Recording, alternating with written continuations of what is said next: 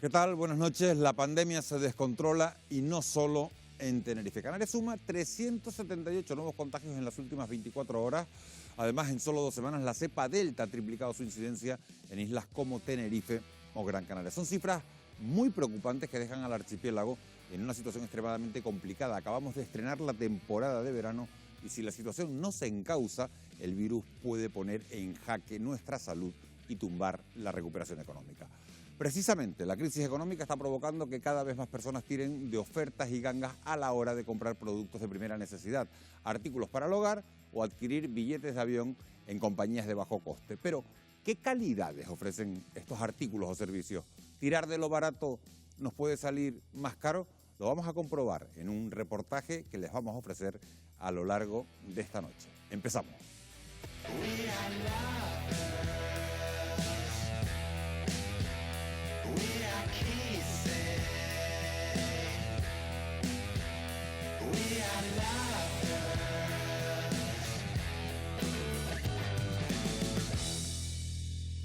Bueno, pues para hablar de este repunte del virus nos acompañan esta noche en el plató Ana Darias, que es subdirectora de Atención Primaria en Tenerife. Buenas noches, Ania. Buenas noches.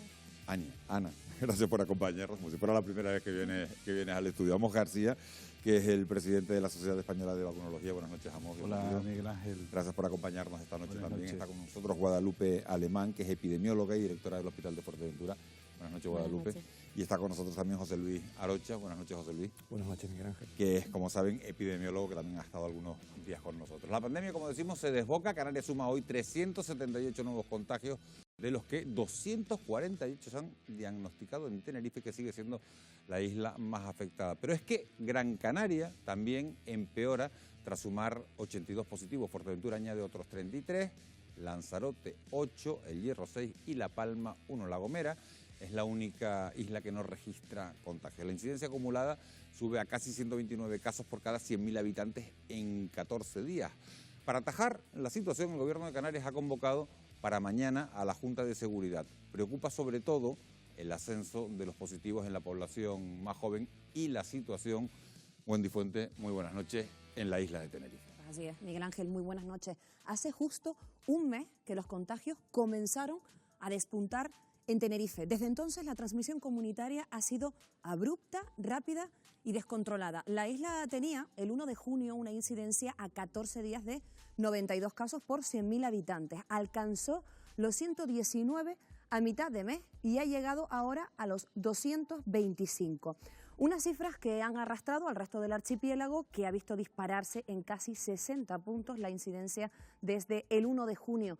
Vean, los 71 casos a primeros de junio dieron paso a los 80 y ya son 129 contagios por cada 100.000 habitantes. ¿Y cuál ha sido el comportamiento de la media de España durante todo este tiempo? Pues si a mediados de mes de junio lograba bajar los 100 casos, los repuntes han hecho que la cifra vuelva a escalar y se sitúe en 134 positivos por 100.000 habitantes en 14 días. Pero estas cifras traen otra novedad. El nuevo perfil de los afectados por coronavirus apunta a pacientes cada vez más jóvenes. De hecho, en la isla de Tenerife, y según los últimos datos disponibles, la incidencia acumulada entre los jóvenes de 20 a 29 años asciende a 162 casos por 100.000 habitantes en la última semana. En el conjunto del archipiélago se sitúa en 93 casos para esa misma franja de edad, lo que supone el triple que en los mayores de 50 años. Cifras preocupantes que llevan a los expertos a situar a los jóvenes en el centro de la diana. Son los que más contacto social tienen y además la mayoría de ellos no ha recibido la vacuna. En el archipiélago, de las más de 251.000 personas que deben inmunizarse en esa franja de edad, cerca del 13,5% tiene al menos una dosis y solo en torno a un 8% tiene la pauta completa. Así que la pregunta es clara: ¿cuándo estarán inmunizados? Estas son las previsiones que barajan desde Sanidad. Estamos hablando de que ya en las islas no capitalinas, por ejemplo La Gomera y El Hierro, ya estamos vacunando en esta semana de finales de junio a esta población, ya se está avanzando con ella. Próximamente seguramente las otras islas no capitalinas, como puede ser Lanzarote y Fuerteventura, y en las islas capitalinas se estima que esta vacunación llegue a partir del 15-17 de julio, con lo cual podemos estar hablando que la pauta completa de esta población podría estar finalizada a mediados de agosto. Y hay algo en lo que los expertos insisten: hasta que los jóvenes no estén completamente inmunizados, hay que vigilar muy de cerca los botellones y las fiestas privadas, porque son importantes focos de transmisión. La buena noticia es que de momento la presión asistencial resiste en el conjunto de Canarias. En la mayoría de las islas la ocupación de las UCI no llega al 1%. En Gran Canaria y Lanzarote se eleva hasta el 2%. Pero en Tenerife se sitúa en el 10,6%. Así que, como ven, hay que mantener las precauciones porque la pandemia todavía puede seguir dando sobresaltos y a la vista están las cifras que estamos teniendo a lo largo de esta semana. Son muy interesantes, Wendy, los datos que acabas de dar. Fíjense, el 10% de los nuevos contagios detectados en Tenerife son de la cepa Delta, cuya incidencia se ha triplicado en las últimas 2 semanas, cuando solo representaba el 3%. En Gran Canaria supone el 6,3% de los casos secuenciados. José Luis Arocha, epidemiólogo, teniendo en cuenta la velocidad de transmisión de esta variante, ¿cuándo será la mayoritaria en Canarias? ¿Vamos irremediablemente hacia una nueva ola, hacia la quinta ola? Lo de la quinta ola habría que ponerlo un poco en paréntesis, porque por fortuna tenemos una población adulta que ya está vacunada, está inmunizada y aunque la vacuna no es 100% efectiva, pero desde luego sí que ayuda a que no haya una transmisión importante. Y hablar de una ola como la primera, la segunda o la tercera ola, igual no podemos hablar de ello. Pero sí que estamos hablando de un repunte y desde luego a lo largo de este mes de julio, vamos a principios de agosto, vamos a tener una predominancia de la Delta y esperemos que no nos encontremos como está Reino Unido ahora, que ha triplicado o quintuplicado las cifras y la incidencia a pesar de tener vacunada una alta tasa poblacional, porque se ha demostrado que esta cepa es mucho más contagiosa y aunque con la vacuna la gravedad no es tanta, pero desde luego sí que hay que tenerla en cuenta. Vamos, García, vamos irremediablemente hacia una nueva ola y va a ser mayoritaria ¿cuándo la cepa Delta? Sí, no, yo lo de la nueva ola también lo modularía, como ha dicho José Luis, fundamentalmente porque el escenario no es el mismo que teníamos hace unos meses. Ya estamos avanzando en el proceso de vacunación y eso va a hacer que, además, lo que ha sido siempre la cara más amarga de las diferentes olas, que son la presión hospitalaria, los ingresos de UCI y los fallecimientos, no se van a dar porque tenemos a esa población vulnerable vacunada, ¿no? Pero lo que sí es cierto es que se va a seguir manteniendo la circulación del virus. Y lo que sí es cierto también es que la variante Delta va a ser la predominante, eso con toda seguridad, eso que no quepa la menor duda. ¿Cuándo? No lo sé, pero que va a ser con toda seguridad, porque es una cepa más contagiosa y todavía los volúmenes de protección que tenemos con las vacunas nos llegan a cubrir una cifra que nos permita una inmunidad colectiva. Además hay que poner también sobre la mesa otro elemento importante, y es que la variante Delta, si estamos vacunados con una sola dosis, no nos protege prácticamente nada, un 30%, es decir, que tenemos que tener las 2 dosis administradas para estar bien protegidos. Y otro elemento que va a posibilitar la presencia de casos que en cualquier caso, de cualquier manera, van a tener un perfil diferente al que teníamos antes, porque va a afectar a gente joven y en líneas generales el impacto crítico va a ser menor. Luego vamos a hablar de eso porque también hay mucha gente todavía pendiente de esa segunda dosis, a ver si es conveniente no adelantarlo, pero me gustaría preguntarle a Ana, Tenerife está viviendo una preocupante escalada de contagios. Para frenarlo, Sanidad va a ser cribados y además va a abrir el vacunódromo del Santiago Martín durante 24 horas este domingo para personas entre 40 y 59 años con la vacuna de Janssen, personas que no hayan recibido la vacuna para poder ser vacunados con esa dosis única. ¿Qué le parecen Ana, esas medidas? ¿Es lógico potenciar la vacunación en Tenerife, pero no en Gran Canaria? A ver, yo creo que se ha potenciado ahora mismo porque con los números que trabajamos hasta ayer la incidencia era aquí donde estaba realmente disparada. Obviamente en Gran Canaria y en el resto de las islas, como está ocurriendo en el resto de la península, se comportará igual y aumentarán los casos, y entiendo que el ritmo de vacunación también tendrá que aumentar, que de todas maneras el ritmo de vacunación es buenísimo. Yo creo que ahí no está el problema. Y en cuanto al cribado que se va a realizar o que vamos a realizar este fin de semana, perfecto, siempre y cuando la gente acuda.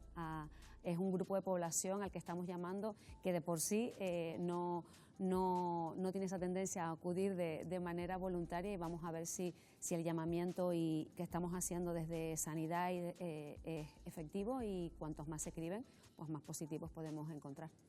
Guadalupe, Fuerteventura acaba de subir de nivel 1 a nivel 2. Pese al repunte de la pandemia de las islas, de momento no hay saturación hospitalaria, una situación que ustedes han vivido en épocas atrás. Pero esta situación puede cambiar. ¿Temen un repunte de pacientes jóvenes en el hospital?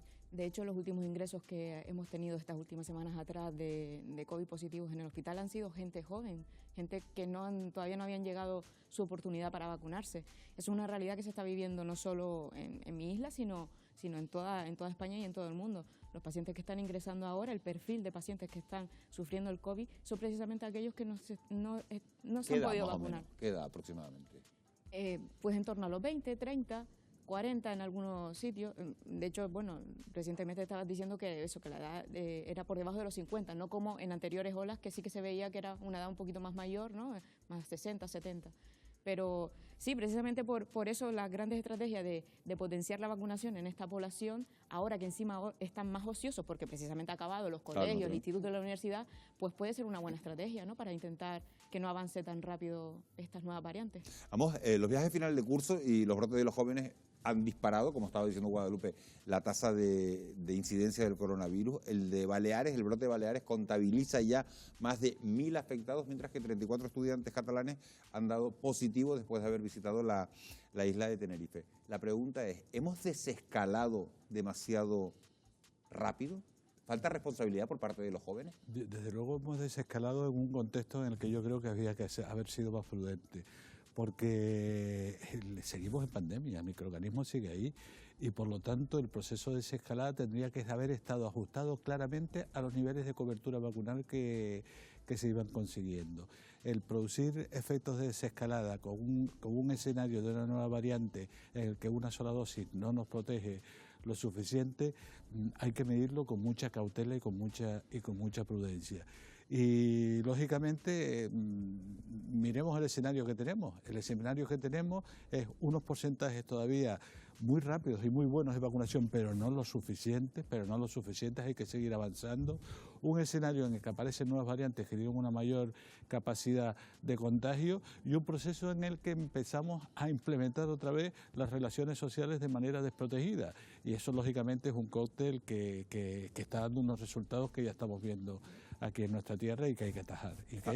Estamos hablando, José Luis, de los jóvenes, pero lo cierto es que detrás de los últimos brotes no solo están los jóvenes. Hoy hemos sabido de un grupo de docentes que se han contagiado en un almuerzo en la isla de Tenerife. Se han contagiado 5 personas, eran más de los que podían estar, y no respetaban tampoco ni el número de comensales, ni las distancias, ni las medidas de la distancia de seguridad. Hay 45 contactos estrechos de esas 5 personas. ¿Qué está fallando? ¿Falta vigilancia? ¿Falta sentido común? ¿No deberían aplazarse este tipo de celebraciones? Hay demasiadas cosas que están fallando. Yo creo que la primera es considerar que estamos en una situación similar a cuando teníamos la pandemia en el momento inicial. Yo veo que la definición que tenemos de contacto estrecho se queda corta.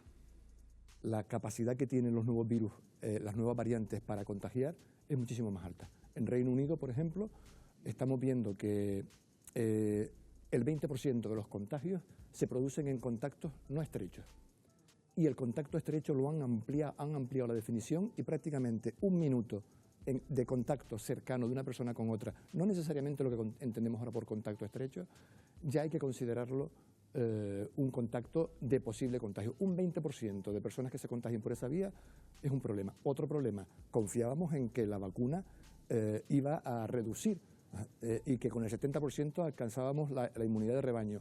Si la inmunidad que se consigue con la vacuna no permite protegernos al 100%, y en este caso con AstraZeneca o con Pfizer, pues nos encontramos con cifras Hombre, si es una vacuna no te digo nada, pero con las 2 vacunas administradas sigue habiendo un 10 o un 20% de personas que se pueden contagiar. Ese concepto de inmunidad de rebaño habrá que subirle el estándar. Y por otro lado, las medidas que se están aplicando en los diferentes establecimientos y las medidas de contención, incluso las medidas higiénicas, se quedan cortas. Hemos hecho poco énfasis en el tema del aire acondicionado. Por ejemplo, un establecimiento que en un espacio cerrado puede darnos problemas porque, bueno, es un espacio confinado, pero es que había que ampliar las condiciones del aire, la tasa de renovación, me da igual si son 4 o si son 10 los que tengamos. ¿Y está faltando control por parte de los ayuntamientos? Pregunto, lo digo porque los botellones, las fiestas privadas están siendo lugares propicios para la expansión del virus. ¿Hay una falta de control, de vigilancia por parte de los ayuntamientos? Sí, yo creo que es falta de efectivos en todos los sentidos. La propia policía lo dicen, ¿para qué vamos a acudir a ese tipo de eventos masivos si nosotros somos 4 efectivos, a lo mejor en un turno de noche? Vamos a salir a lo mejor nosotros perjudicados si acudimos a ese tipo de eventos. Pues yo entiendo perfectamente que ellos se quieran proteger y que no quieran acudir. Ahora sí que hay otro tipo de eventos que potencian a lo mejor desde instituciones, como pueden ser festivales, que sí que entiendo que deberían ahorrárselos en este momento y sin embargo sí, lo siguen potenciando. Ellos dicen que con sus medidas, que también, pero claro, es que luego fuera de ese festival es cuando se producen las reuniones donde ya no se están aplicando las medidas, donde ya se produce un relajamiento, la gente con alcohol por medio, sin mascarilla, y es cuando se producen realmente los contagios. Entonces, por parte del ayuntamiento y del cabildo podrían colaborar un poquito más y ser un poquito más estrictos. De todas maneras, a mí me gustaría añadir que la población aquí tiene mucha responsabilidad. Podemos hacer un festival, y no es el caso de Tenerife, donde no ha habido nada y donde la colaboración ciudadana está siendo muy complicada. Es decir, yo puedo ir a comer a un sitio y mantener las medidas. El grupo de profesores que estamos hablando eran 50. No hay necesidad de montar un almuerzo de estas características. Lo mismo nos ha pasado con una fiesta de jóvenes organizada en una discoteca en el sur o de reuniones simplemente en una casa para celebrar que ha terminado la EBAU. Es decir, sí a las instituciones que tienen su papel, sí a Sanidad que tiene el suyo, pero la responsabilidad personal es muy importante. Y si yo cumplo mis medidas y si yo no me reúno con más gente de la que debo, ni me quito la mascarilla, ni estoy más tiempo, obviamente hago más para evitar el contagio. A mí lo que me preocupa, si me permite, Miguel Ángel, es el que estamos trasladando desde las administraciones. Se está trasladando un mensaje de excesiva permisividad y de que ya está todo el pescado vendido. Eso desde que cesó el estado de alarma, con el destierro de la mascarilla en exteriores, que es verdad que en exteriores la posibilidad de transmisión es más baja, pero habría que profundizar en ese discurso y decir, pero cuidado, que las tienes que tener si no se mantiene la distancia, y cuidado si tienes que ir con ella a cuesta. Y yo creo que todo ese escenario, el verano, todo ese escenario está dando una sensación falsa de seguridad que no es real. La ministra de Sanidad, Carolina Darias, avala que las comunidades adelanten la vacunación a los más jóvenes, porque bueno, ahí se está encontrando un foco de contagio. Pero si aquí, por ejemplo, decidimos adelantar la inmunización a esa franja de 20 a 29 años, la pregunta es, ¿qué ocurre con la vacunación de los que tienen más de 30? ¿Hay fármacos para todos? Hay fármacos. Pregunto a ustedes dos porque están ahí en el día a día. A ver, vacunas hay, las que van llegando, y ahora mismo estamos con la franja de edad. Pero si adelantamos, Ana, de 20 a 29, claro, ¿qué pasa con los de más de 30? Habrá que ver si el adelantar una franja supone que voy a recibir un extra de vacunas, pero eso no depende de nosotros, depende a nivel nacional que se envíen esa cantidad de vacunas. Obviamente, si nos envían la cantidad de vacunas para los de 20 y para los de 30 la pondremos, pero ahora mismo tenemos para lo que tenemos, que es la franja de lo que estamos. De todas maneras, como bien decíamos, hasta mitades de agosto, por mucho que adelantáramos la vacunación, no vamos a tener esa franja de población protegida, y hasta entonces, ¿qué hacemos? No podemos esperar, es decir, que tenemos que tomar medidas personales, vuelvo a repetir, personales para parar esto, porque obviamente hemos visto cómo se manejan las leyes en donde tampoco hay ese apoyo o porque, bueno, es como, no, ellos están para cumplir las leyes. Por lo tanto, nos queda apelar a la responsabilidad personal de cada uno. Los sanitarios estamos para llegar a donde podemos llegar, pero si no me permites llegar, es imposible controlarlo. Sí, por eso es fundamental, como dice Ana, hay que avanzar en el proceso de vacunación, en las actitudes activas frente al problema que va a tener el límite de la llegada de vacunas, no solo a nuestra comunidad autónoma, sino al resto del país, porque nos las manda la Unión Europea. Al mismo tiempo, hay que seguir profundizando en las medidas pasivas, que son las que nos han permitido convivir con el virus hasta ahora. Es decir, el uso de la mascarilla, el lavado de manos, la distancia física, la ventilación, evitan que nos infectemos, No olvidemos esa pauta. No pensemos, por favor, que ya está todo el pescado vendido. Todavía hay mucho camino por recorrer, hay muchísimo camino por recorrer. Seamos prudentes.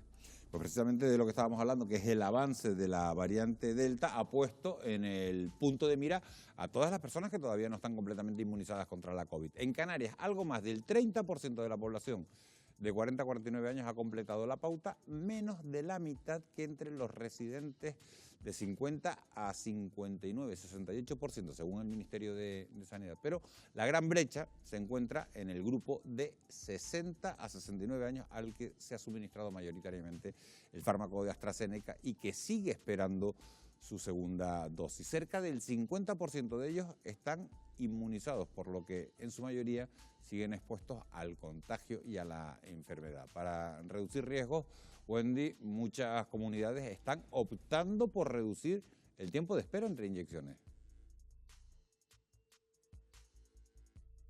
Efectivamente, Miguel Ángel, para resolver algunas de las dudas sobre los vacunados de AstraZeneca, precisamente en esa franja de edad, esta noche contamos con Daniel López Acuña, epidemiólogo y exdirectivo de la Organización Mundial de la Salud, que ya está al otro lado. Muy buenas noches. Buenas noches, ¿qué tal? Gracias, como siempre, por estar con nosotros y acompañarnos.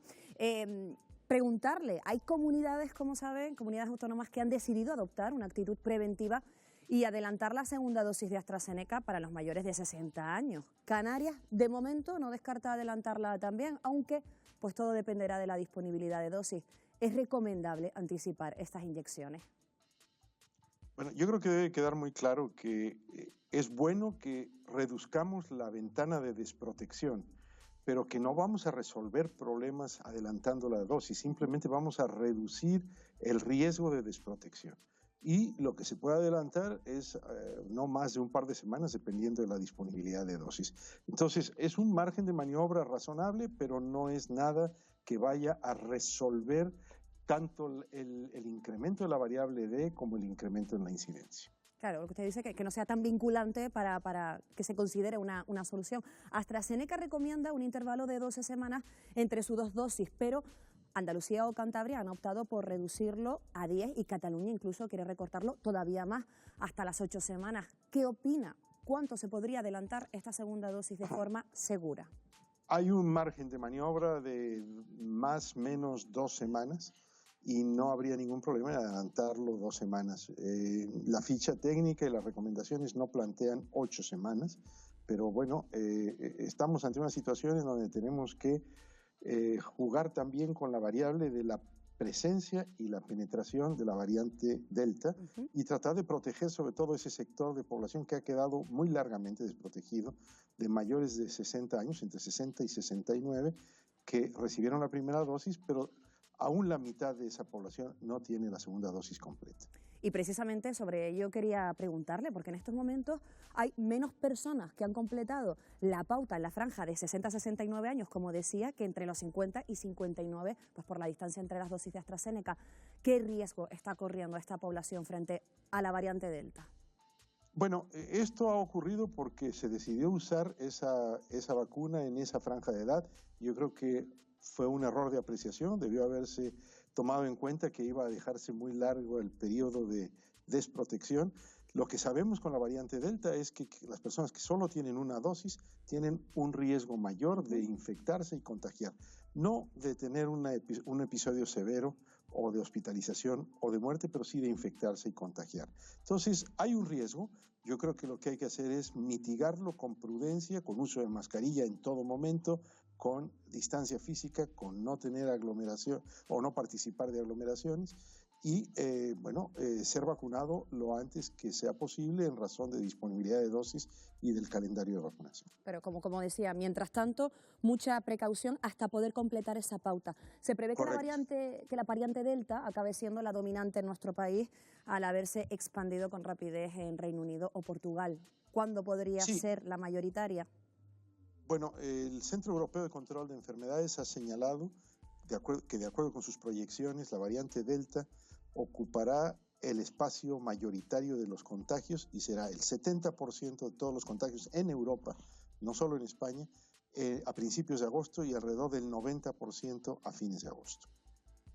Tenemos esa fecha entonces marcada, espero que finalmente no sea así. Y ya para terminar, Daniel, aprovechando esta entrevista, mientras las mutaciones siguen generando contagios e incertidumbres, pues cada vez hay menos restricciones y menos amparo legal para poder adoptar medidas. ¿Podríamos encontrarnos con una nueva ola? Y preguntarle también qué deben hacer los gobiernos para frenar esos posibles repuntes.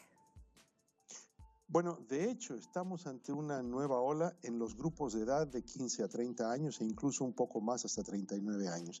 La incidencia es 3 veces mayor que la incidencia general y el aumento ha sido de casi una triplicación del número de casos desde que se suspendió el estado de alarma hasta ahora.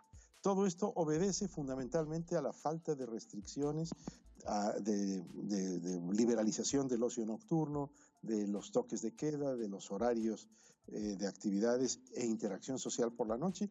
Y yo pienso que los gobiernos tienen que tener muy claro que esto no se remedia con vacuna, la vacuna nos dará soluciones a mediano plazo, se remedia con medidas restrictivas de la interacción social desprotegida. Daniel López Acuña, como siempre, gracias, hemos tomado nota de todas sus respuestas. Buenas noches. Muchas gracias, buenas noches. Cuídese, muchas gracias. Bueno, igualmente. Miguel Ángel, aquí nos quedamos con estas respuestas de Daniel López Acuña, muchísima precaución y sobre todo nos quedamos con esa fecha que decía, agosto, finales de agosto, que podría ser la variante Delta la mayoritaria también en nuestro país. Bueno, nos quedamos, Wendy, con esas cifras. A mí me gustaría también abordar otro asunto y es que Canarias no descarta adelantar las segundas inyecciones de AstraZeneca, pero lo condiciona a la disponibilidad de vacunas. Amos García, ¿habría que priorizar a estas personas? Desde luego, en una pandemia no se puede descartar nada se puede descartar. Habría que priorizar, sí, evidentemente hay que priorizar la vacunación en el grupo etario de 60 a 69 años porque la edad sigue siendo un factor clave de vulnerabilidad en relación a la enfermedad y por lo tanto habría que priorizar en un sector que todavía no está bien cubierto con la vacuna, yo así lo entiendo. ¿Y qué alternativas hay? Pues mira, el adelanto de la segunda dosis, teniendo en cuenta lo que con toda seguridad se va a producir en un futuro, yo no me atrevo a temporalizarlo, como han dicho el compañero Daniel López Acuña, o como dice el CDC en agosto. Yo prefiero decir que va a ser pronto, pero no me atrevo a asegurar cuándo. Pues lógicamente, siempre y cuando la ficha técnica lo permita y haya disponibilidad de dosis, pues como estrategia no estaría equivocada, sería conveniente adelantar la segunda dosis. Pero repito, siempre y cuando lo permita la ficha técnica, que lo permite en el caso de AstraZeneca, podemos tener un impacto positivo adelantando de las 12 o 13, 14 o 16 semanas a la 10ª semana y siempre que haya dosis. Si no hay dosis no se puede. Ana, esta nueva mutación del virus y el aumento de la movilidad ha llevado a algunas comunidades, como el caso de Baleares o Andalucía o Cantabria, a enfriar la desescalada. ¿Deberíamos dar un paso atrás en la relajación de las medidas? Es que podemos dar un paso atrás, pero si luego a nivel judicial no nos permiten porque no hay amparo legal, pues estamos para adelante y para atrás y en medio sigue corriendo. Entonces, si decidimos una cosa que evidentemente pues puede o no funcionar y luego no, pues como ha pasado con el interior de... Pero bueno, que yo creo que el problema no está en el contenido, en el continente, sino en el contenido, ¿no? Y en el comportamiento. Sigo en lo mismo, que es lo que nos hemos encontrado desde los rastreadores en esta semana, en el incumplimiento, en la relajación y la disminución de la percepción de los jóvenes. Y además es curioso también porque la variante Delta tiene una sintomatología todavía mucho más leve que la otra, va más dolor de garganta, más cefalea, no da tanta tos ni tanta anosmia, y en los jóvenes todavía la percepción de riesgo es menor, lo asocia muchísimo a pequeños catarritos que luego hemos visto que pasados 10 días eran positivos y todo eso hace que todavía la incidencia haya sido mayor. Bueno, pero hay datos, Ana, que son preocupantes y le voy a preguntar al epidemiólogo, a José Luis. Gran Canaria y Tenerife, la incidencia de la cepa Delta se ha triplicado en 2 semanas, pero lo que más inquieta, y es a lo que me refería Ana, son los datos que van llegando desde el Reino Unido, donde la mitad de los fallecidos por esta variante son personas de más de 50 años que tenían la pauta completa, que tenían las 2 dosis. ¿Qué explicación tiene esto? ¿Acaso las vacunas no son tan eficaces contra esta cepa como se pensaba? Las vacunas sabíamos que no tenían una eficacia del 100%. Y claro, un fallo en el 10 o en el 20%, es decir, que permita el contagio, evidentemente va a hacer que hayan casos. La mortalidad, por ejemplo, en el grupo de mayores de 50 años en Reino Unido, sigue con la siendo pauta completa estamos hablando. La pauta completa sigue siendo superior al 1%, no es nada despreciable. Y la cantidad de lo que han registrado en las últimas semanas de casos de Delta, que son unos 90.000 que habían declarado, el 10% es en personas mayores de 50 años, muchos con la dosis completa. Es decir, yo cuando hablábamos de dar un paso atrás en la desescalada, yo hablo, deberíamos dar ese paso atrás, si pudiéramos, en la medida en que estamos viendo que lo que hemos dicho, el riesgo fundamental que tiene la juventud y la relajación de fiestas y todo eso, pero dar un paso adelante. Y hablaba antes de mejorar el concepto de contacto estrecho, intentar acotar más los casos para intentar cerrar al máximo posible, mejorar, porque tenemos que convivir también con la actividad de hostelería si queremos avanzar, y con la actividad de restauración, con mejores controles, mejor información, mejor formación de los profesionales que tienen que aplicar todo esto, y ese sería un paso adelante que a mí me parece, además del paso atrás en la desescalada, que no sé si lo podremos dar, pero por lo menos hay un paso adelante que sí que tenemos que dar en la eficiencia de las medidas que tomamos, en la precisión en las medidas que tomamos para intentar acotar por donde podamos. Y Guadalupe, dentro de esa precisión a la que alude José Luis, y ese paso adelante, Alemania, por ejemplo, ha impuesto cuarentenas obligatorias a los viajeros de países como Portugal, India o Reino Unido, que son los países donde más extendida está la variante Delta. ¿Deberíamos blindarnos también ante la movilidad de esos países en España? Hombre, sería inteligente por nuestra parte también adoptar medidas que en otros países empiezan a funcionar. De hecho, sabemos precisamente que las medidas que funcionan para controlar la transmisión del microorganismo es evitar que las personas se relacionen. ¿Y cómo se evita eso? Pues aparte de las medidas masivas, como comentábamos, de distanciamiento, mascarilla, higiene de manos, es pues confinamiento y restricción de la movilidad. Era el toque de queda antiguo y los confinamientos perimetrales que había en los municipios. Si eso funcionaba y está empezando también a utilizarse en otros países, ¿por qué no lo vamos a tomar nosotros? Y de hecho ya tenemos criterios para empezar a tomarlo, pero no depende de nosotros, de los sanitarios que lo digamos, sino depende de que las instituciones también nos apoyen. En ese sentido es que estoy totalmente de acuerdo con lo que decía Ana anteriormente. Estamos sintiendo un desamparo total por parte de la justicia, ¿no? Porque nosotros queremos llevar a cabo nuestro trabajo, pero de repente llegan y te dicen, pues no, estas personas ya no, prevalece su derecho individual por encima del beneficio de la población, ¿no? Y entonces, ¿qué hacemos nosotros? Dejamos de rastrear, dejamos de, pues que digan ellos lo que tenemos que hacer, ¿no? Seguimos hablando de, interesante lo que acaba de poner sobre la mesa, seguimos hablando de vacunación a mojo. Parece que los efectos secundarios, hay algo que se plantea mucha gente, que los efectos secundarios de las vacunas de ARN mensajero, la de Pfizer y la de Moderna, son más comunes y más intensos después de recibir. La primera dosis no pasa nada, pero la segunda, ahí es cuando parece que son más intensos y más fuertes. ¿Por qué sucede eso? Puede haberlo, pero tampoco es como para hacer un libro de eso. ¿Por qué ocurre? Pues fundamentalmente porque el sistema inmunitario ya está ya ensayado con respecto a recibir la vacuna, y en la segunda ya se tiene la lección aprendida y reacciona con más potencia. En cualquier caso, si me permites, no creo que tenga más recorrido lo de la posibilidad de un efecto secundario más agresivo con la... Y si provoca efectos secundarios fuertes, solo lo pongo como ejemplo, si provocara efectos secundarios fuertes, ¿en qué momento sabemos que hay que llamar al médico? Desde el momento que te encuentres mal, desde el momento que tengas una sintomatología... No porque tengas un poquito de fiebre, no porque... No, hombre, cuando realmente tengas una percepción de que estás mal. Y recordar siempre algo que me parece fundamental: el peor efecto secundario que tiene una vacuna es no administrarla. Ese sí que tiene un efecto secundario terrible, que es padecer la enfermedad. Y en este sentido, si me permites, yo quería apoyar un poco lo que han dicho los compañeros en el siguiente ejercicio de reflexión.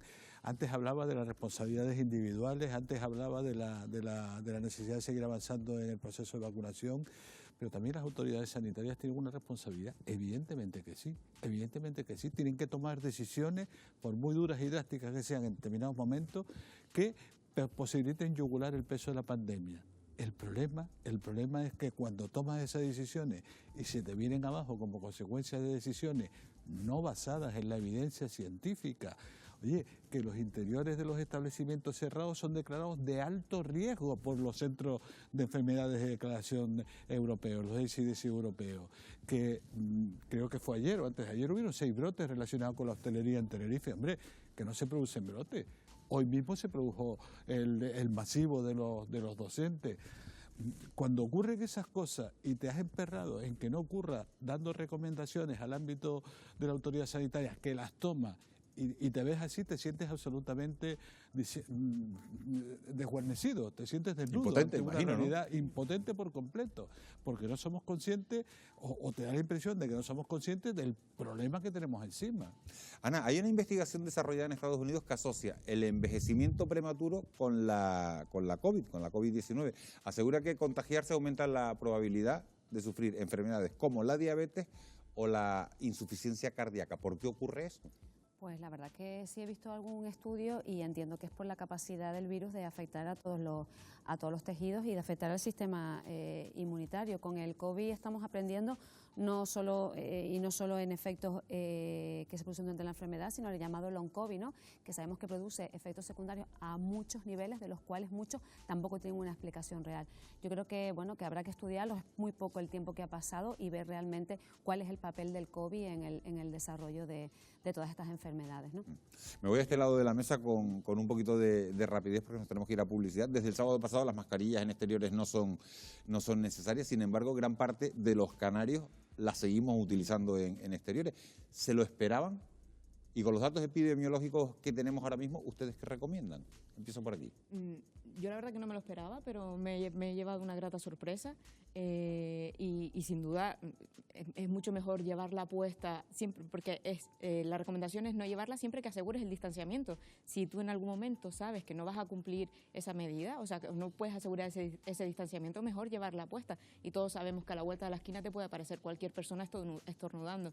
Entonces, por supuesto que debemos seguir. Encontrarte a alguien y ponerte a hablar en la calle. También. La mayoría de la gente razonable. ¿Te ha sorprendido, José Luis? No me ha sorprendido porque en los entornos en que me movía la gente decía, mira, esto no está controlado, y tienen la conciencia de que no está controlado, y parece prudente seguir siendo prudentes. Pero hay un efecto negativo que tiene esa liberalización que tampoco es tanto. Estamos hablando de que en espacios al aire libre y fuera del contacto con la gente, pero la sensación de que la cosa está un poquito más controlada puede haber afectado a un grupo de personas que se lo toman con mayor libertad y que son en los que estamos encontrando que luego influyen en el tema de los brotes que están apareciendo, que sí que me resulta un poquitín preocupante en ese sentido, ¿no?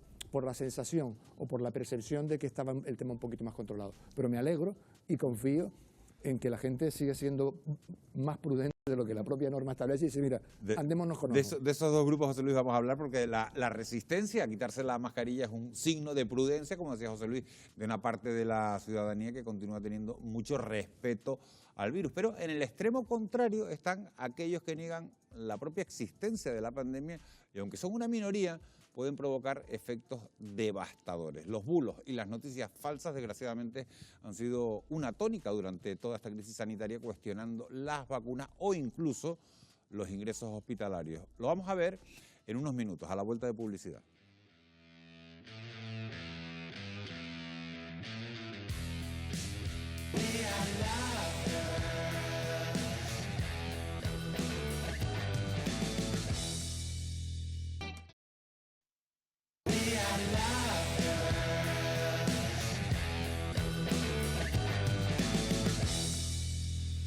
Bienvenidos de nuevo. Como os decíamos antes de la publicidad, vamos a abordar una de las grandes amenazas de la pandemia, las mentiras. Hace apenas unos días, un congreso reunía en Cataluña a algunos de los negacionistas que más ruido han hecho en esta crisis. Entre bulos y noticias falsas intentan generar el caos, la convulsión política y minar los esfuerzos de la ciencia y los sanitarios más de 1 año y 3 meses después de la irrupción del coronavirus. ¿No es así, Wendy?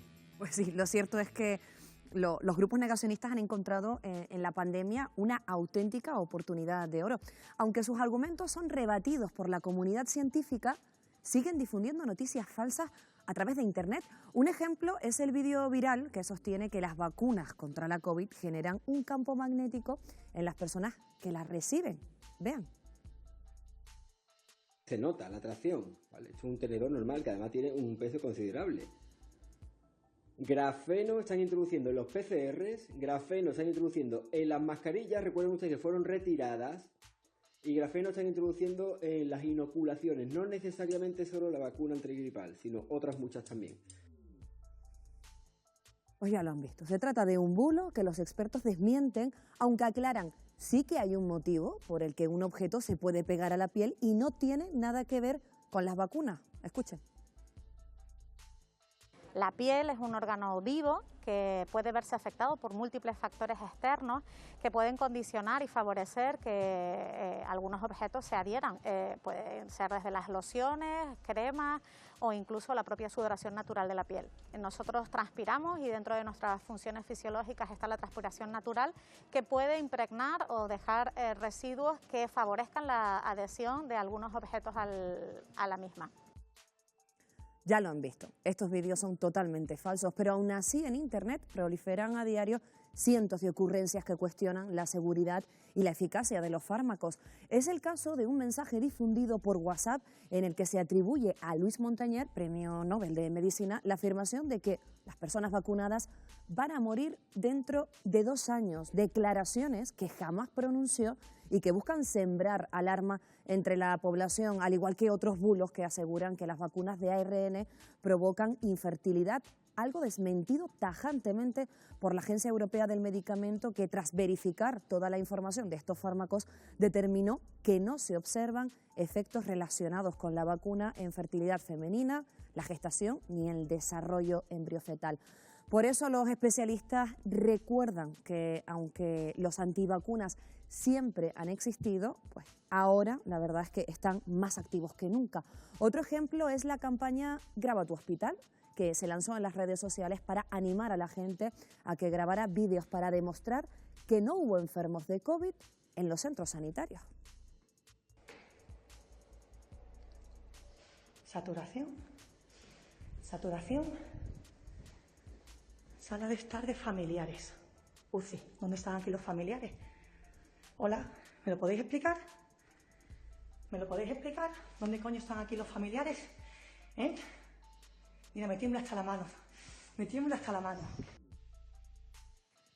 Las vías para sembrar las dudas no acaban ahí. Sorprendentemente, el negacionismo también alcanza a los profesionales de la salud. Es el caso de Médicos por la Verdad, un colectivo que surgió en Alemania, se reforzó en España y que ya ha llegado a Latinoamérica, un colectivo que lidera la médica Natalia Prego y que opina esto sobre las mascarillas.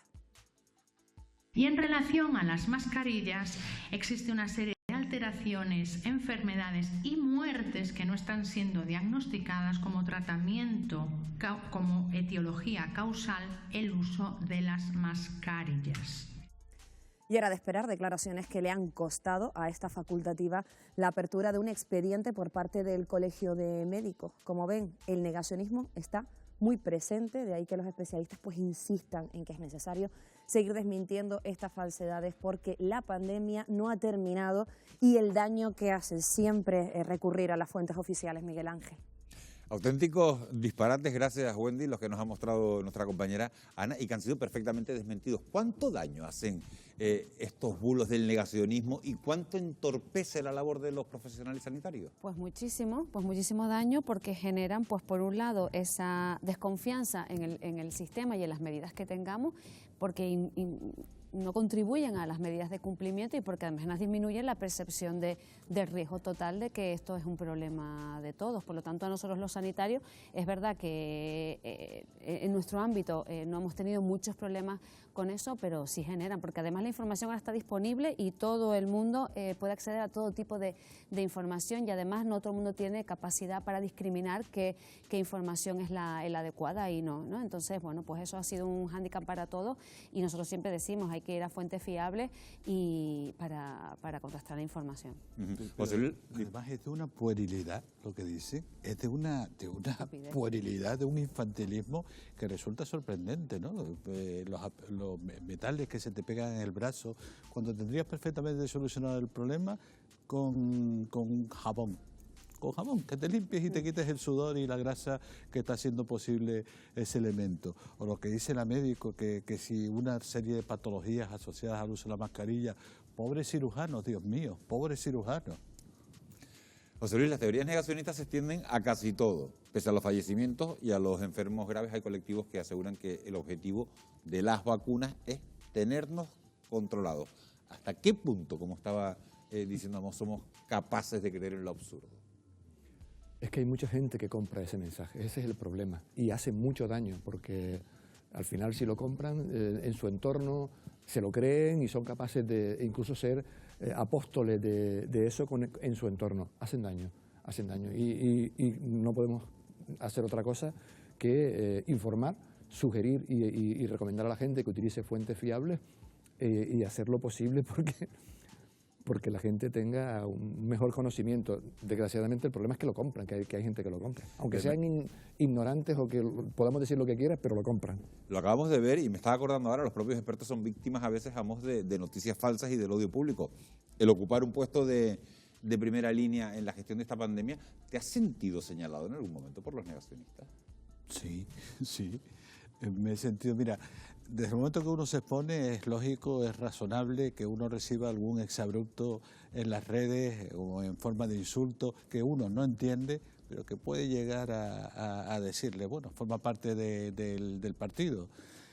Pero cuando además de ese insulto se da un salto cualitativo importante y ya te llegan hasta amenazar físicamente, ya eso es otra historia. Y así nos ha ocurrido a muchos de los que estamos de esta manera expuesta, intentando dar un discurso de lógica, de coherencia a todo lo relacionado con la pandemia. Y esto es también para reflexionar. Hombre, si alguien, para justificar su discurso dentro de su puerilidad, tiene además que recurrir al insulto como herramienta de convencimiento, pues mal asunto, muy mal asunto. Guadalupe, afortunadamente los antivacunas en nuestro país han descendido hasta el 4% según un informe de la Fundación Española para la Ciencia y la Tecnología. ¿Percibías un mayor recelo al inicio de la campaña de inmunización? La verdad es que sí, al principio parecía, la percepción era de que iba a haber un porcentaje alto de la población que no iba a querer vacunarse. Y la realidad, no sé si para demostrar que las cucharas se pegan o no, han acabado vacunándose, pero bueno, la sensación es que no son tantos los negacionistas y los pocos que están en el límite acaban convenciéndose y acaban poniéndose la vacuna. Yo creo que también por presión social, ¿no? Porque si ves que todo tu entorno se vacuna, pues tú dices, pues yo también no voy a hacer uno menos. Casi un tercio de quienes declinan vacunarse, José Luis, lo hacen porque no quieren recibir un fármaco concreto. Dicen, no, este no, el siguiente. ¿Se ha informado de la manera correcta sobre las vacunas y sobre los efectos adversos? Yo creo que se han cometido algunos errores. No es que se haya informado mal, pero ha habido algunos fallos comunicativos que han hecho dudar a la gente sobre la eficacia de una vacuna, de la otra, o por qué ahora pongo una de estas y otra de la otra. No se ha explicado suficientemente bien y yo creo que ha habido algunos errores comunicativos y sin duda ha habido errores comunicativos. Y al final no tendría por qué haberlo, es decir, sí, estamos final, lo que dice Amos, la peor vacuna es la que no se pone. Pero como bajaste todo este grupo de población, ¿no? Que hay unos que, bueno, que sí son capaces de entender la información, pero hay otro grupo que no es capaz de entender la información y a ese grupo unido, a ese grupo de negacionistas que terminan de convencerte porque al final, ¿no? Tú tampoco tienes argumentos para creer en una cosa o en la otra, pues acaban ¿no? mareando un poco a ese grupo de población. Pero yo creo que el tiempo ha puesto en evidencia que la vacuna funciona y obviamente el número de negacionistas ha disminuido porque la evidencia una vez más ha hecho todo, ¿no? No ha habido que dar ninguna respuesta en ese sentido. El escenario que no deja de ser curioso es que los ciudadanos opinen de las vacunas. Quiero decir, no, a mí me gusta más la de Pfizer, no, a mí me gusta más la de AstraZeneca. Cuando en la vida no hemos sabido nada de ninguna vacuna. Evidente, no, es que esta tiene una capacidad de generar respuesta protectora. Hombre, si una vacuna se la administra a un señor, es porque el ámbito, si es de una indicación individual, es porque el profesional estima que es la adecuada para que tiene que recibir. Y si es del ámbito poblacional, porque quieres impactar en la epidemiología de la enfermedad, pues lógicamente tiene que ser la autoridad sanitaria, que lógicamente hace la oferta en función de lo que entiende que es razonable para impactar en ese grupo poblacional. Bueno, yo le agradezco a los cuatro de verdad que hayan estado en esta primera parte del programa. Amos García, muchas gracias por habernos aclarado tantas dudas. Un placer. Simplemente comentarte que cuando oigo eso de que las vacunas nos las quieren poner para controlarnos, y caramba, no hay formas más fáciles de controlar que administrarle vacunas a la ciudadanía. Como si no hubiera formas más fáciles, por Dios. Porque no existieran móviles. Control que el WhatsApp. Sí. Tenemos un móvil todos los días. Todos tenemos un reloj que nos dice todo lo que hacemos durante el día. Exacto. Y es una vacuna la que nos va a controlar ahora. Cuando Ana Daria, muchas gracias. Nada, gracias José Luis, a ti. Muchas gracias. Muchas gracias. Guadalupe, un placer. Como ven, los grupos negacionistas van en contra de las evidencias científicas o las tergiversan a su favor para tratar de fomentar la incertidumbre social. Pero en otro orden de cosas, esta crisis también ha generado inseguridad económica y es algo que ya se nota en las compras y hábitos de las familias que se inclinan hacia productos cada vez más baratos, aunque a la larga puedan salir más caros. Ejemplo de ello son los 20.000 canarios que han sido estafados por una clínica dental o los que se someten a los servicios estéticos de falsos cirujanos y nutricionistas. Les vamos a mostrar las consecuencias en nuestro reportaje de esta noche que hemos titulado Lo barato sale caro.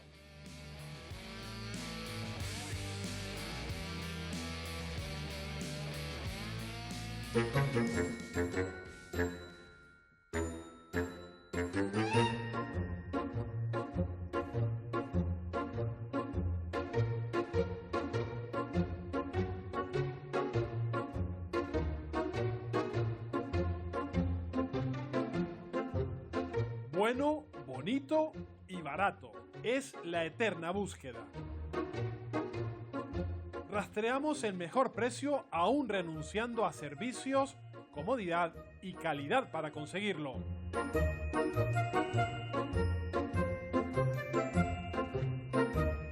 Ahorrar cada céntimo es como conservar un tesoro, aunque en muchas ocasiones lo barato sale caro.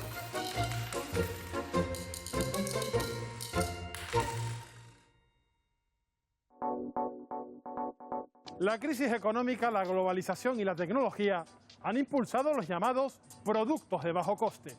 Para muchos consumidores, un precio bajo es lo más importante a la hora de comprar.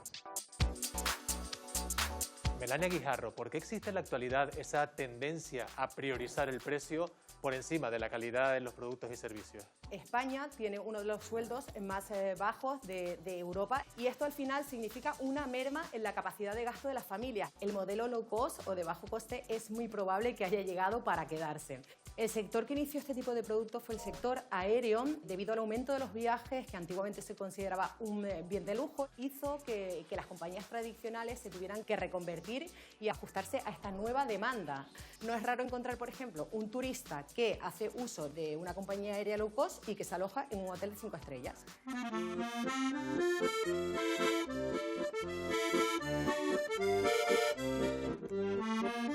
El pan es uno de los productos que se ha subido al carro del bajo coste. En España se consumen casi 1.500 millones de kilos al año. Gran parte de ese pan es congelado, en detrimento del fresco.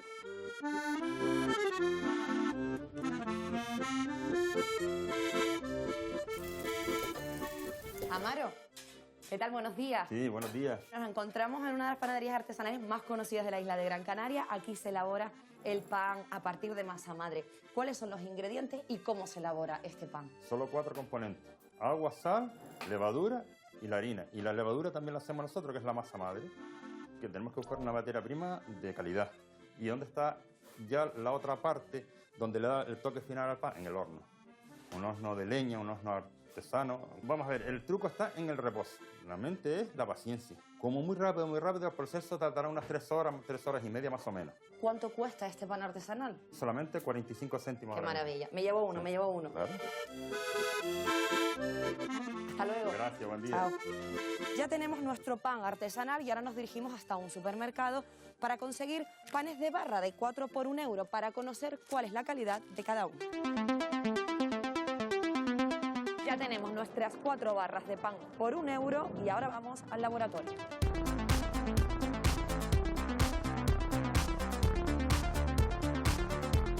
Marce, director técnico de Canatec.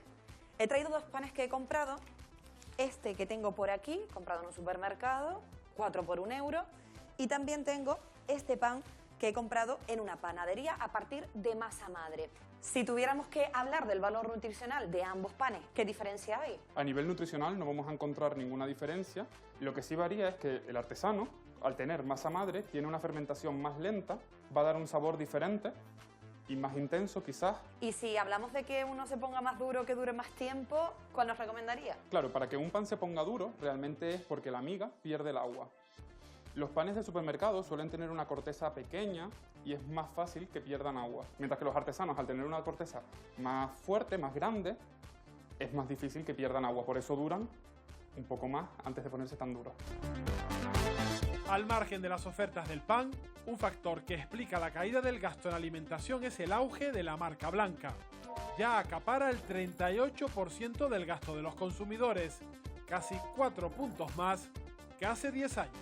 La evolución de la marca blanca lleva una progresión en Canarias de igual o con una similitud importante al resto del territorio nacional. Incluso en esta pandemia ha tenido un empuje más positivo todavía en los lineales de los establecimientos.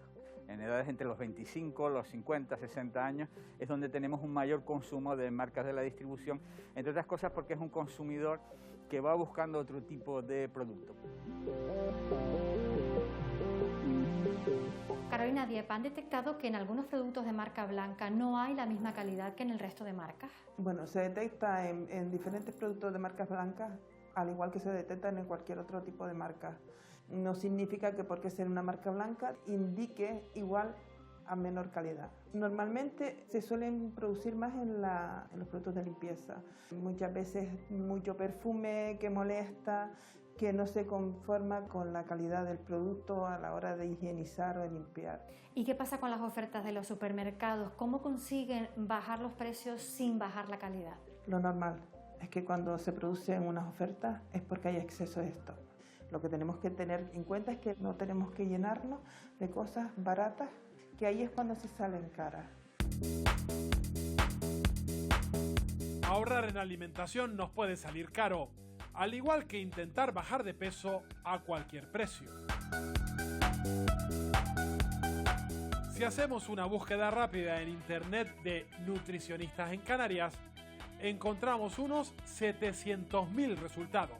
Aunque cuidado, según el Consejo General de Dietistas Nutricionistas, el 70% de los supuestos especialistas que aparecen en internet son un fraude. Encontramos una persona que ofrece planes dietéticos baratos en internet, pero no acredita ningún tipo de titulación. Vamos a llamarla.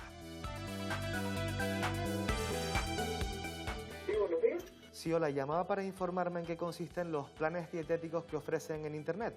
Estamos hablando de productos que son saludables. Son 100% saludables, sanos, 100% garantizados. Lo puede tomar desde un bebé lactante hasta un abuelito de 100 años.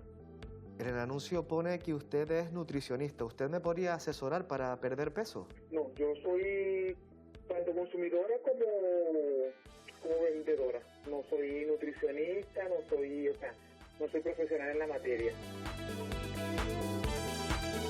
Desde el Colegio Profesional de Dietistas Nutricionistas de las Islas Canarias, sí que hemos detectado que existe bastante intrusismo en el campo de la nutrición. De hecho, 3 de cada 4 personas que se anuncian como dietistas nutricionistas no lo son. Los falsos nutricionistas, además, trabajan con técnicas, digámoslo de alguna manera, mágicas, en el sentido de que siempre prometen datos o resultados muy rápidos en muy poco tiempo. Se pueden incluso agravar patologías psicológicas o mala relación con la comida, que puede desembocar en un trastorno de la conducta alimentaria.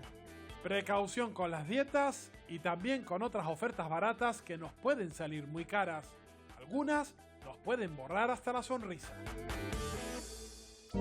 La Audiencia Nacional asume todas las denuncias por la estafa de las clínicas dentales low cost de iDental. En España hay más de 400.000 afectados, de los que más de 20.000 se encuentran en Canarias. En 2018, el cierre de las clínicas iDental afectó a más de 20.000 canarios por ofertas y bajos precios de tratamientos que jamás les realizaron o les provocaron problemas de salud. Paz, eres uno de los miles de afectados por la estafa de la clínica iDental. ¿Qué te hizo acudir a esa clínica? La publicidad y sobre todo estas palabras en particular. Fundación Social Hospitalaria, subvención de 1 millón de euros. Te lo vamos a subvencionar pues el 80% y tú solamente tendrás que pagar 2.900, 3.900. Me están ofreciendo arreglarme toda la boca por este precio. Me puedo sacrificar.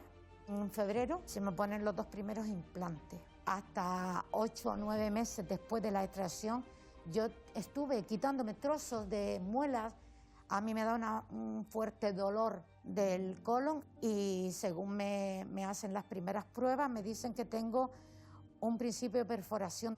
Pues he tragado sangre, he tragado trozos de dientes. Yo tengo un cuadro ansioso depresivo grave. Se habla de dentistas que no eran profesionales y también de falta de material. ¿Conocías esta información? Yo lo veía como metían los instrumentos en lejía. De hecho, a mí me quemaban la boca con los mismos guantes que te manipulaban a ti la boca, salían del box y volvían a entrar. Y yo empiezo a darme cuenta de lo que está pasando allí. Una clínica tradicional se ocupa más de la salud del paciente. En estas clínicas es más el mercantilismo. El problema también está en la publicidad, casi engañosa, porque venden y ponen unos precios muy baratos, pero después hay una letra pequeña. Si es barato, a lo mejor el material también es barato, pero también el que permite en la administración que haya clínicas en las que no sea un profesional de la odontología el dueño o el empresario el que lo lleve. Algunos intentan ahorrar con su boca, pero son muchos más los que quieren verse más guapos por menos dinero.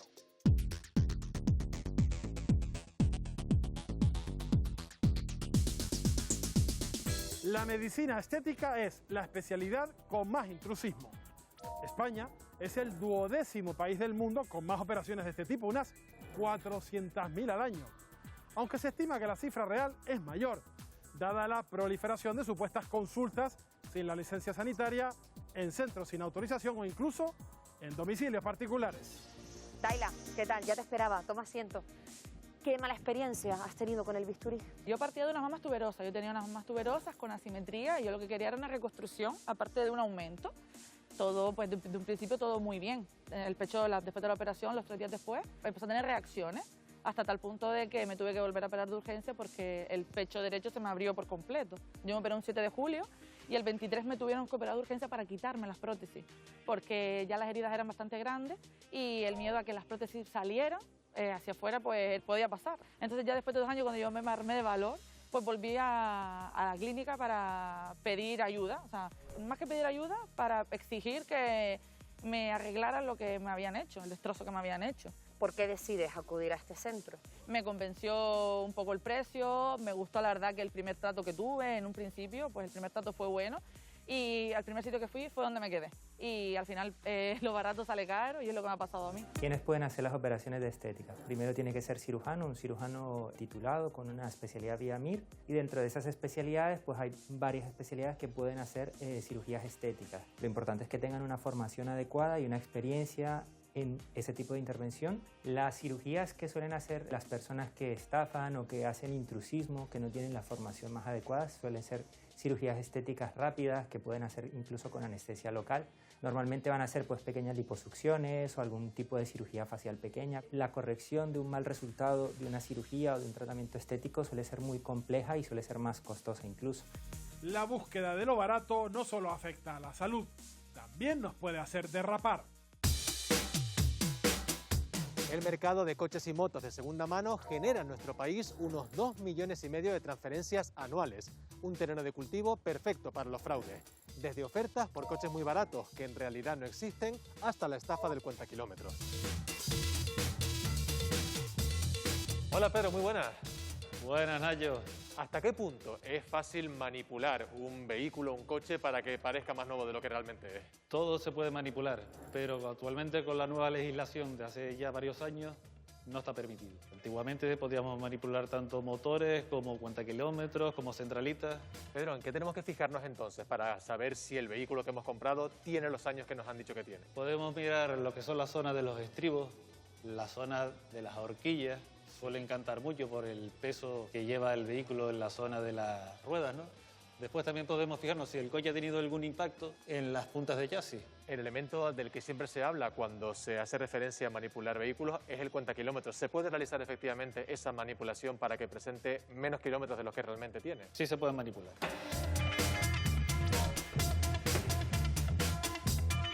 Aquí tenemos un cuanticilómetro digital. Se podría realizar mediante una reprogramación apropiada para este vehículo, ¿no? Si tú vas el próximo año a pasar esa ITV, tiene que tener más kilómetros, o los mismos, no menos nunca. Ahí se vería el fraude que podría haber en un vehículo.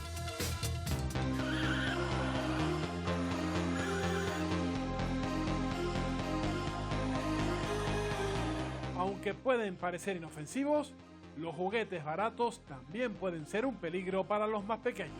Este artículo ha sido adquirido en una tienda no profesional, que es lo primero que vemos, que las piezas se sueltan. La densidad no es la correcta. Dale un... Oh, mira a ver lo que pasa. Se acaba de romper y eso lo puede hacer un niño. Por aquí tenemos el mismo producto comprado en un establecimiento de confianza profesional. Si tocamos la densidad, no tienen nada que ver, no tenemos piezas móviles, no van a entrar además tampoco más suciedad ni demás, por lo que este sí se le puede dar a un niño de 6 meses. Y bueno, tenemos también un coche, mira, viene sin tornillo. Un niño coge la pila, un niño se come la pila y no te quiero hablar del resto. Este es un coche certificado para más de un año. Intentar romper la rueda, suéltala a fuerza, no se puede. Me he fijado que todos los juguetes que hemos analizado tienen este distintivo de la Comunidad Europea, pero ha aparecido un nuevo símbolo muy similar que genera confusión, el de China Sport. ¿Cómo el consumidor puede diferenciarlo? El logo de la Comunidad Europea tiene un cierto espaciado y el de China Sport, si bien las letras son iguales, están las D y la E prácticamente unidas. Lo importante es lo que va detrás de este logo de la Comunidad Europea y es la certificación. Para los niños, los juguetes baratos son peligrosos, al igual que los muebles en los que los guardamos.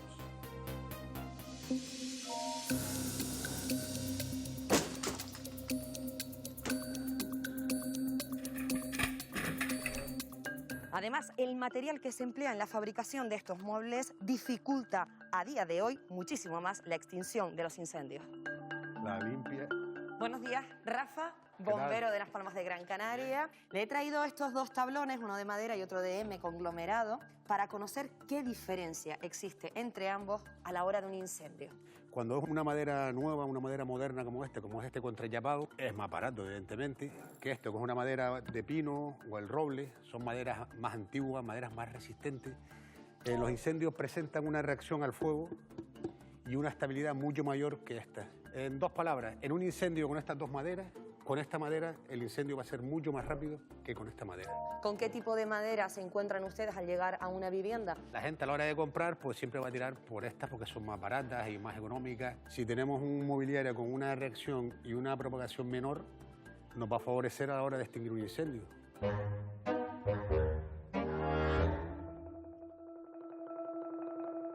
La crisis económica favorece que los consumidores se inclinen por los productos de bajo coste.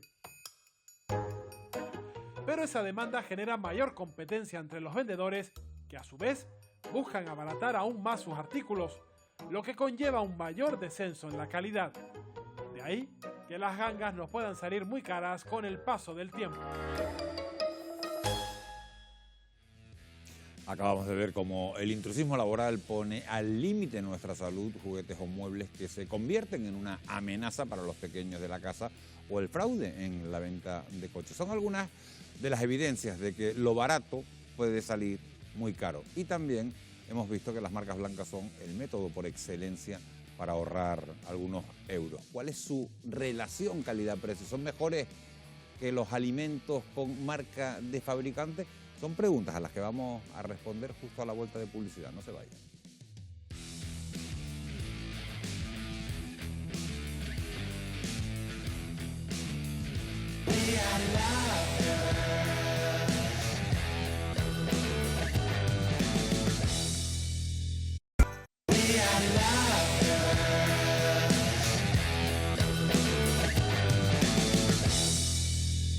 Ya estamos de vuelta para seguir hablando de compras porque las crisis vividas en las últimas décadas han cambiado nuestra forma de adquirir productos. Cada vez compramos menos productos frescos y más de marca blanca. De hecho, estos alimentos ya suponen cerca del 40% de nuestro consumo porque ofrecen un amplio abanico de posibilidades a un coste muy bajo. Para hablar sobre los pros y los contras, hoy nos acompaña el representante de la Organización de Consumidores y Usuarios, Raúl Alonso. Señor Alonso, muy buenas noches. Hola, buenas noches. Se suele asociar a las marcas blancas con una peor calidad. ¿Es así o hay productos que superan a los que llevan la firma del fabricante?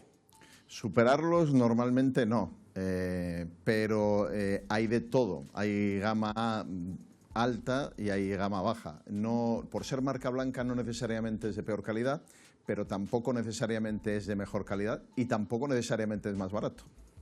¿Y hay supermercados con marcas blancas mejores que otras? Pues depende mucho. La marca blanca es la forma de los distribuidores alimenticios imponer al fabricante de una marca X que les fabrique con una marca propia para ese distribuidor alimenticio. Entonces, depende de qué productor hayan elegido, puede ser de mejor o peor calidad el producto. Entonces, evidentemente, son muchos los proveedores, fabricantes, que realizan marcas blancas para estos distribuidores alimenticios. Y si hay algo que parece claro, señor Alonso, es que las marcas blancas y productos compatibles no suelen invertir en I+D para desarrollar sus artículos. ¿Cree que eso podría terminar por asfixiar a la competencia generando una situación de monopolio que derive en una falta de calidad? Evidentemente, las marcas blancas son, a mi juicio, un serio problema. ¿Por qué? Porque al final lo que hace es acumular en el distribuidor alimenticio, el final, el que vende al consumidor, acumular todo el beneficio de toda la cadena desde la producción. Y lo que hace es, por ejemplo, un fabricante de galletas que tiene una marca reconocida propia, le obligan casi a hacer una marca blanca porque si no, no entra en determinados canales de distribución. Y una vez que fabrica su marca blanca con un precio mejor, o sea, ganando menos ese fabricante, normalmente de ese establecimiento que le ha impuesto hacer la marca blanca acaba desapareciendo la propia marca del fabricante. De tal forma que al final lo podemos ver en algunas marcas de supermercados y de distribución alimentaria, como en los últimos años han reducido drásticamente la oferta de diferentes marcas y prácticamente se han reconvertido en vendedores de su propia marca. Y eso al final hace que haya una especie de, permítaseme la expresión coloquial, de esclavitud de todo el sistema productivo a favor del beneficio fundamental y exclusivo casi de ese distribuidor alimentario. Canarias es una de las comunidades con la cesta de la compra más cara de España, pese a tener una de las rentas más bajas. La pregunta es, ¿por qué y en qué supermercados es más barato comprar en este archipiélago? Bueno, la excusa fundamental que se nos va a poner por el precio, el sobreprecio, es el transporte. Y es verdad que el transporte tiene un evidente impacto y sobre todo tiene un impacto mayor en las islas menores, en las islas no capitalinas, porque hay un doble coste de transporte. Ahora bien, por los cálculos que se han hecho en una serie de estudios desde hace ya tiempo, ese coste de transporte no justificaría de ninguna manera esa diferencia que normalmente existe de precio. Entonces, hay otros factores relacionados con el volumen de mercado, la falta de competencia, etcétera. Y luego la pregunta que me haces sería la pregunta del millón, determinar qué supermercado es el más barato. La realidad es que hay estudios, que son estudios que recogen un momento temporal, hay la OCU en concreto hace estudios anuales, por ejemplo, que son estudios bastante complejos por la dinámica para poder realizarlos, que determinan en una radiografía muy concreta, muy momentánea, de en qué sitio se puede hacer una compra genérica más barata. Ahora bien, la realidad que como consumidores es que no hay un establecimiento que siempre cumpla los parámetros de más barato y que normalmente para poder hacer una compra a un precio mejor hay que mezclar o hay que elegir varios establecimientos. Haciendo esa mezcla normalmente se logra un mucho mejor precio en la compra. Raúl Alonso, representante de la Organización de Consumidores y Usuarios, muchísimas gracias por haber estado esta noche con nosotros en Fuera de Plano. Un placer, gracias a ustedes. Bueno, pues hay que decir que no solo a través de la alimentación intentamos ahorrar, también lo hacemos a través de la industria low cost que se extiende desde la ropa hasta las aerolíneas. Esta es la forma más recurrente de viajar en el 40% de los europeos, aunque también, hay que decirlo, es la modalidad que más reclamaciones reciben las organizaciones de consumidores. En ocasiones, lo que se vende a precio de ganga esconde sorpresas que salen muy caras a nuestros bolsillos. Se lo mostramos en la segunda parte de nuestro reportaje de esta noche. Para la mayoría de los consumidores, los precios bajos funcionan como anzuelos. Ofertas atractivas que en ocasiones esconden engaños, porque lo prometido no corresponde con la realidad.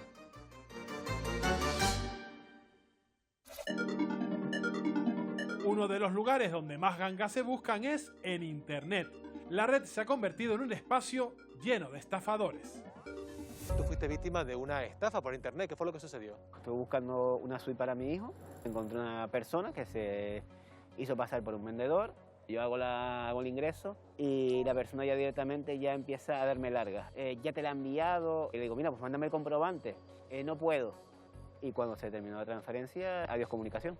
Porque en este caso esta persona me envió hasta un DNI de una persona por la que se hacía pasar, encontrar los datos de que era una estafa. Una vez que te das cuenta de que ha sido todo una estafa, ¿cómo reaccionas? ¿Qué es lo que haces? Aparte de tirarme de los pelos, como cualquier persona, salir hacia la policía y poner una denuncia. La policía me pide que espere 24 o 48 horas o incluso más a ver si me llega el pedido antes de emitir una denuncia contra el DNI que me había enviado esta persona. Sigo haciendo compras y, por supuesto, a través de sistemas súper seguros. Intento ir por PayPal. Ha habido un aumento de las estafas por Internet, está claro, es el modus operandi elegido por el delincuente y entre ellos el crimen organizado. Ellos se sienten muy cómodos desde el lugar donde lo hacen, por lo tanto, no dan la cara y el beneficio económico es importante. La estafa estrella, por decirlo de alguna manera, que llevamos con ella ya 3-4 años, es el SIM swapping. Cuando ellos ya tienen acceso a nuestra página online, ¿qué pasa? Tienen acceso a todos nuestros datos y, sobre todo, número de teléfono móvil. ¿Para qué quieren ellos el número de teléfono móvil? Pues para operar con la APP. Con el móvil piden microcréditos, hacen transferencias. Pero hace un año, cuando una persona era víctima de una estafa, sobre todo banca online o tarjeta de crédito, el banco que nos pedía para retrotraernos o reponernos ese dinero, una copia de una denuncia, y nos reponían la cantidad estafada. ¿Qué pasa? Que es que ya las estafas empiezan a rondar 40, 50 o 60.000 euros. Si nos han dicho que no tenemos que dar nuestra clave y contraseña bajo ningún concepto, por mucho que nos la pidan, tenemos que sospechar.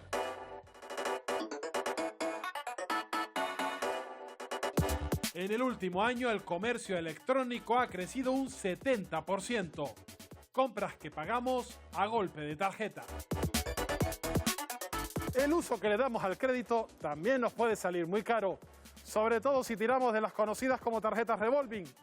Todas las compras que hacemos con ellas quedan aplazadas automáticamente en cómodos plazos, pero con unos intereses que pueden calificarse de usura. Las tarjetas revolving es un producto financiero que se ofrecían mucho, sobre todo en centros comerciales, en tiendas de grandes electrodomésticos. Hablaban del tipo de interés del 2%, pero no informaban que ese 2% era un tipo de interés mensual y no anual. El Tribunal Supremo lo que hace es considerar el interés aplicado por esa entidad financiera notablemente superior al interés de mercado, cuya media estaba en torno al 19 al 20%. Y el interés aplicado en la sentencia del Tribunal Supremo es del 26,82%.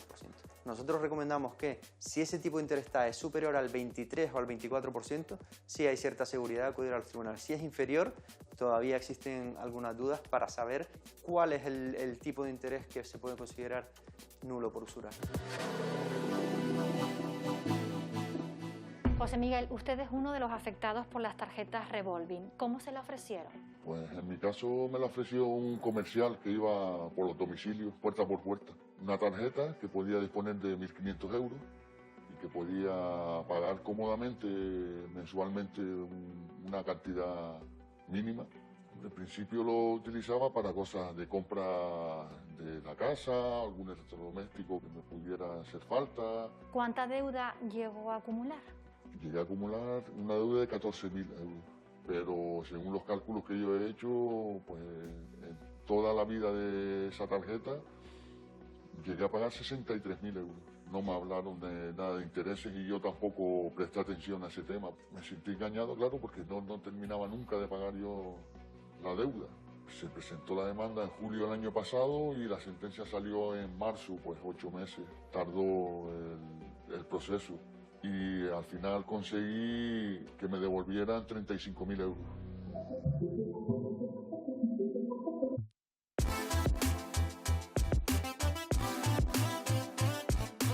En el sector turístico se ha introducido con fuerza el negocio del bajo coste. En especial, lo practican las líneas aéreas. Javier Gándara, presidente de la Asociación de Líneas Aéreas. ¿A qué se debe el éxito del bajo coste? El éxito, ¿no?, del modelo de bajo coste es que ha conseguido dar a los consumidores, digamos, la posibilidad de viajar barato, pero además de forma conveniente, ¿no? Y a todos los destinos que antes a lo mejor no tenía vuelo directo y tenía que o no ir o ir a través de otro aeropuerto. El modelo low cost realmente empezó en Estados Unidos a finales de los 70, ¿no? Y la primera compañía low cost que se conoce es Southwest Airlines. Luego entonces eso, con 20 años de diferencia, pues vino a Europa. Desde entonces hasta ahora, pues bueno, pues han evolucionado mucho y entre los 5 primeros grupos de compañías aéreas en Europa, 2 de ellos, los que he mencionado, Ryanair y EasyJet, son compañías aéreas de bajo coste, lo que muestra precisamente el éxito del modelo. ¿Y este tipo de aerolíneas qué mercado tienen en Canarias? No solo en el archipiélago, sino en general en toda Europa, digamos, la cuota de mercado del bajo coste es muy alto, ¿no? Del 50% o superior. ¿El low cost puede incurrir en engaño al cliente? No, yo pienso que todo lo contrario. Un poco lo que han ofrecido es transparencia total y capacidad de elección al consumidor, de forma que pueda elegir un poco los servicios por los que quiera pagar y no por los que no quiera pagar. María, eras azafata de una compañía de bajo coste muy conocida. ¿Cómo eran las condiciones de trabajo? Casi no te llega para vivir, trabajas mucho, a veces teníamos hasta contratos por mes, o sea, un mes estabas y al siguiente no sabías si ibas a estar. Podrían llegar a ser unos 500, 600 euros menos de salario haciendo el mismo trabajo que en otra compañía. El personal no estaba suficientemente cualificado, cogían a pilotos muy inexpertos, pilotos que no tenían horas de vuelo, que acaban de salir de academia. Cuando vas a una aerolínea de bajo coste se aprovechan de ti, porque saben la ilusión y las ganas que tienes de empezar en este mundo. Ellos te dan la oportunidad, pero ¿bajo qué precio? ¿Cómo era el trato de la compañía con los clientes? Los pasajeros se quejaban mucho porque era un exceso de servicios, todo únicamente para sacar dinero, ¿no? Nos decían, por favor, paren ya porque necesitamos descansar, vuelos largos, estoy hablando de vuelos de 4 o 5 horas. Nos peleábamos por vender, porque al final eso era lo que nos hacía llegar a final de mes. Al final, centrándote tanto en el servicio, dejas de lado la seguridad. Por ley tienen que llevar un mínimo requerido de combustible, por ejemplo, y ellos lo llegaban tan al límite que muchas veces tenían que declarar emergencia para poder aterrizar los primeros. En 2019, el portal de servicios legales reclamador.es recibió más de 40.000 reclamaciones dirigidas a líneas aéreas. 2 compañías de bajo coste encabezan las quejas. Los pasajeros se suelen quejar de que entra billete barato, oportunidad, chollo, y claro, luego resulta que no es tan chollo. Te suelen cobrar por la maleta, por elegir el asiento en el avión. Te van incrementando y al final haces cuenta, oye, pues en un vuelo normal había ido en el mismo precio con más comodidad. Por eso es muy importante que incluso cuando compras el billete, lo compres con una compañía fiable. El abaratamiento de los viajes comerciales ha impulsado la globalización, lo que permite que muchos de los productos que consumimos en Canarias se fabriquen muy lejos. Por ejemplo, en China, a unos 9.000 kilómetros de las islas. Pedro Machado, director de Comercio Exterior de la Cámara de Comercio de Santa Cruz de Tenerife. Aproximadamente, ¿qué volumen, qué porcentaje de lo que consumimos, de lo que importamos en España y en Canarias, procede de China? Alrededor de un 10% de lo que importamos en el conjunto nacional proviene de China. Lo que más se compra es la maquinaria, los aparatos electrodomésticos y textiles.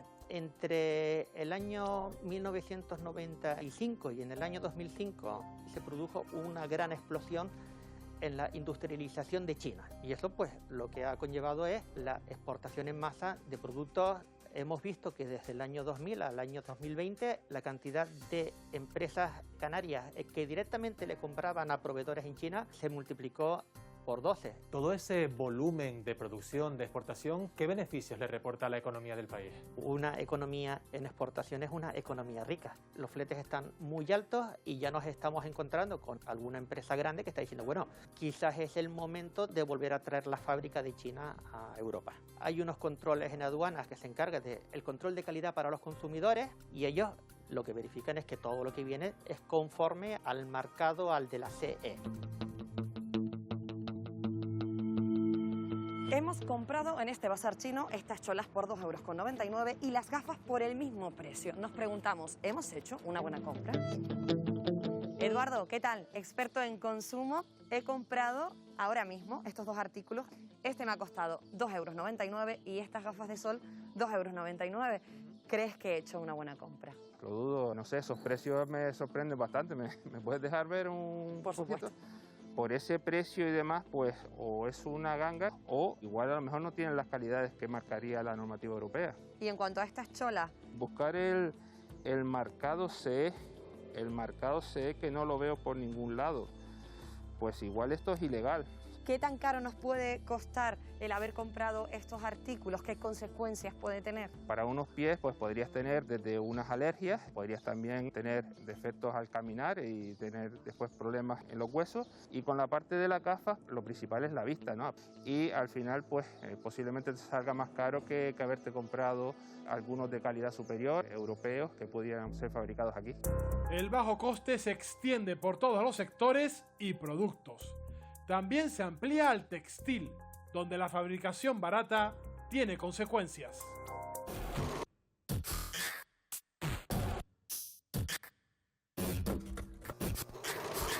Eva, coordinadora de Ropa Limpia, ¿en qué consiste este movimiento? Ropa Limpia es una red internacional y el origen viene derivado de un conflicto laboral en una fábrica muy grande allí en Filipinas, donde despidieron de golpe como a 2.000 mujeres que trabajaban en las fábricas y sin reconocerles ninguno de sus derechos, ¿no?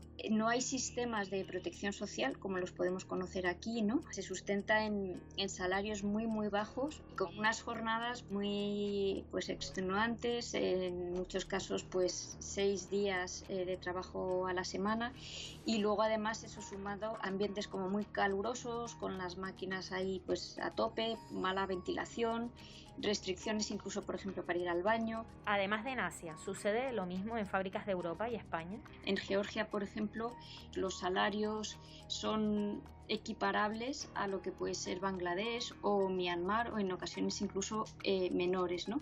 Y en España salen a la luz casos de explotación, pero suelen ser más pequeños talleres textiles, clandestinos, pero se supone que tenemos como más herramientas, ¿no?, que protegen a los trabajadores.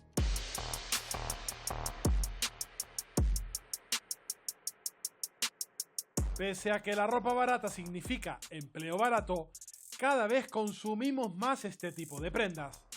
Desde el año 2000, la producción de ropa en el mundo se ha duplicado. Las prendas de bajo coste son un derroche medioambiental.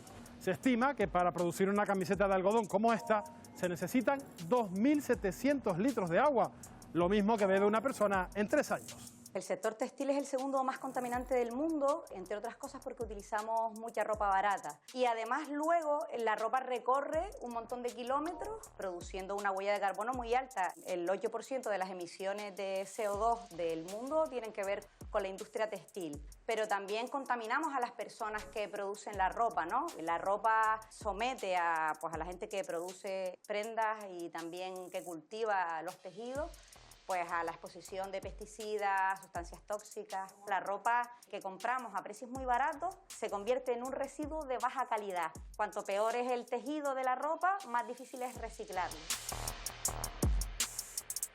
Juan Ramón Fuentes, director de JFT Comunicación. ¿Qué es una marca ética y cuáles son sus características? Las marcas éticas para nosotros son marcas que son moralmente correctas, que no dañan a las personas o el entorno o los animales donde desarrollan su actividad, y que contribuyen con la sociedad que las rodea. Luego tienes que extrapolarla a tipo de producto, a cadena de producción, a si hay una producción en un tercer país y traer ese producto aquí. En Canarias hay acciones que hacen las distintas marcas para ser más éticos cada día. Pues yo creo que sí.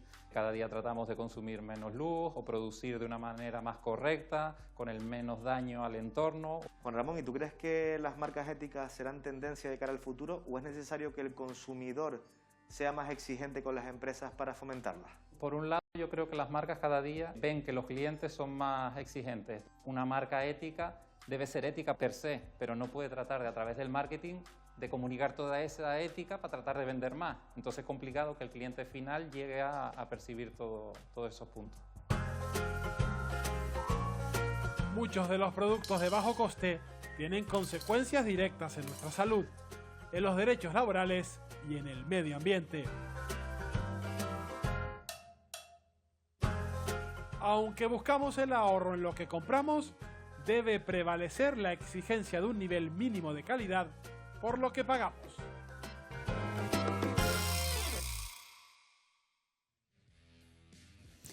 Ya ven que consumir y ser respetuosos con el medio ambiente es compatible, también lo es comprar ahora y pagar después.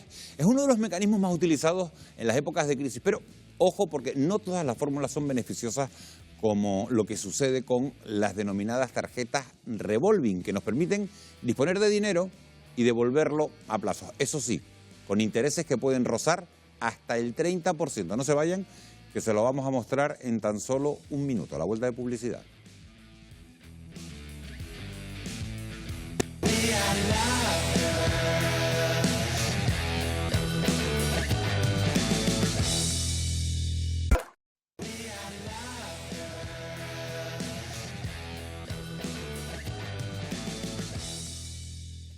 Ya estamos de vuelta, comienzan las rebajas de verano y son muchos los que quieren financiar sus compras en cómodos plazos. En un mercado de préstamos al consumo cada vez más competitivo, las opciones para disponer de dinero inmediato se multiplican, aunque cuidado porque a veces esconden, Wendy, unas condiciones abusivas para nuestros bolsillos.